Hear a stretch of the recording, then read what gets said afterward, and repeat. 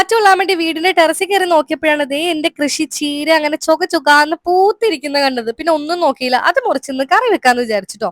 അപ്പൊ ഞാൻ എന്റെ തണ്ടി ഇന്ന് ഇങ്ങനെ കട്ട് ചെയ്ത് ചീര എടുക്കാണ്. ഞാൻ ഒട്ടും പ്രതീക്ഷയില്ല, നല്ല ചീര കിട്ടി. നമ്മള് 20 രൂപയുടെ ഒരു പങ്കൊക്കെ വാങ്ങില്ലേ, അത്രയും ചീര കിട്ടിയിട്ടുണ്ട് കേട്ടോ.